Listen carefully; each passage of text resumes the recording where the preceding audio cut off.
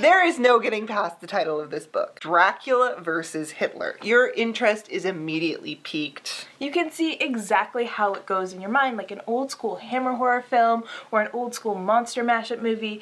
The creature from the Black Lagoon versus the Wolfman. Mothra versus Godzilla. Two scary monsters enter and only one leaves. You could write something like this in your sleep. The SS hunting down Dracula. Joseph Mengele doing obscene experiments with Dracula's DNA. Dracula breaking free and leading a vampire army against Hitler's Nazi monstrosities in a bloody tale where no one is left standing. Sign me up, right? Yeah, well, your headcanon is very different than what happens in this book. Let us tell you of the tragedy that is Dracula versus Hitler. A bigger letdown that we have not encountered in a while. Dracula versus Hitler opens with the author claiming that he found records of this historic, crazy event in an Indiana Jones-type government warehouse where he had to smuggle documents out from under the nose of the government. The documents include a fictional story that is clearly autobiographical, written by Lucy Van Helsing, Professor Van Helsing's daughter. Then there's a journal written by Jonathan Harker, the original Jonathan Harker's grandson. Then there are communiques between high-ranking Nazis in Romania.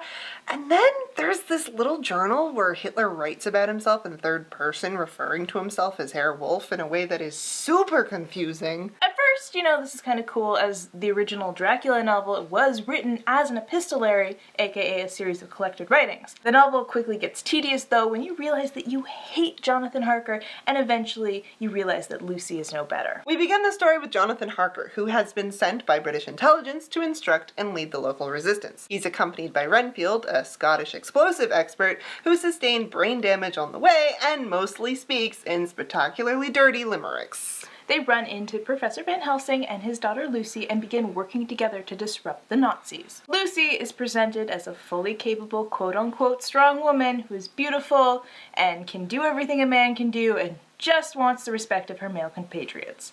Which is fine, but then she starts expressing her opinions and doing stuff, and you just want to roll your eyes. Eventually the group realizes that the Nazi presence in the area is too strong and they need all the help they can get. Professor Van Helsing wakes up Dracula and he agrees to be a good boy and defend Romania as long as they let him free. 2/3 of the book is spent with the group on various sabotage missions. It's only in the final third that Hitler finally finds out that Dracula is real and slowly begins to try and capture him. The majority of Dracula versus Hitler has very little to do with Hitler. Yes, the protagonists are running sabotage operations against the Nazis, but for the most part it's very abstract.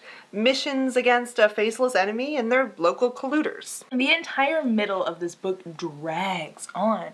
The group finds a target, they blow it up, and then they move on. Or the group finds a target, sends Dracula in, blow it up, and then they move on. Over and over again. There's one time they attack a train on a rescue mission, blow it up, move on.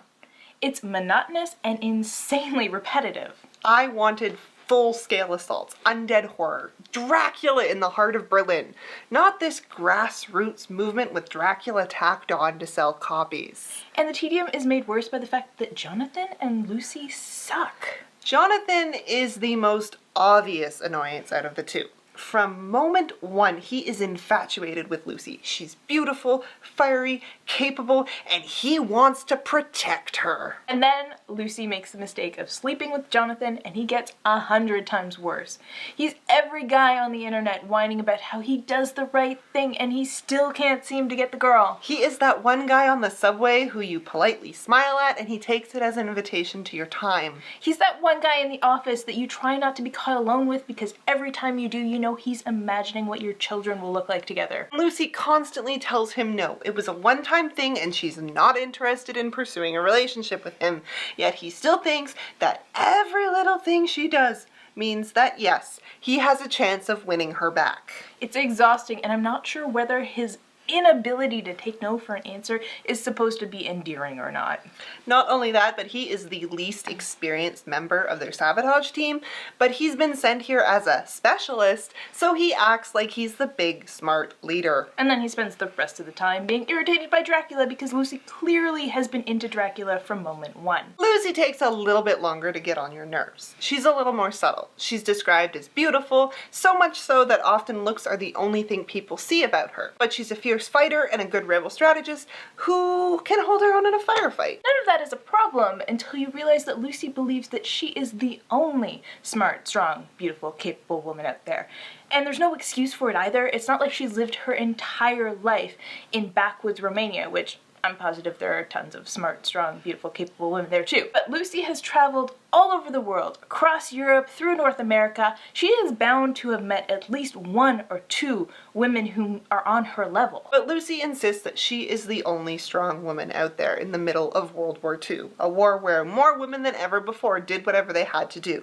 They drove ambulances, made ammo, and whatever other tasks to ensure that the right side won the war. Her attitude gets more frustrating the longer the book goes on, and it culminates in a scene where Lucy rips her shirt off in the heat of battle to distract a guard. Then she turns to all the men standing around her, staring at her, shocked, and says she just has to do her part. I mean, what the fuck? The character who has loathed the fact that all anyone can really see her for is her body suddenly embraces the fact that her only worth is her body?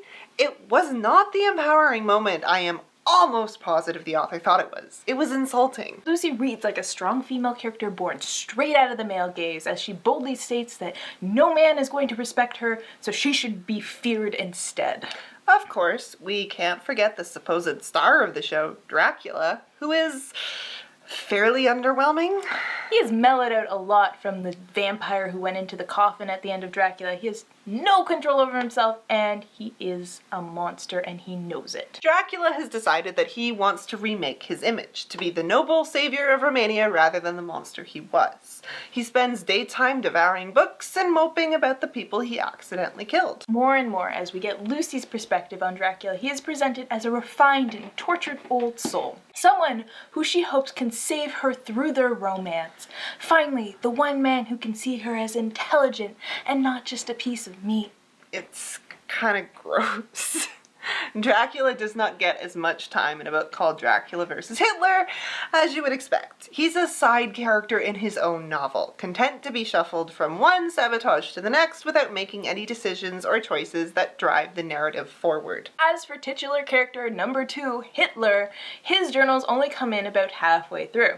The author uses his perspective to make fun of him. Herr Wolf, aka Hitler, concerns himself with unimportant stuff like seeing the newest animation sensation Snow White, and he talks about how he got the clap that one time from a prostitute. When Hitler finally gets off his ass and heads out to Romania to check on his sweet new vampire prisoner, it's pretty underwhelming.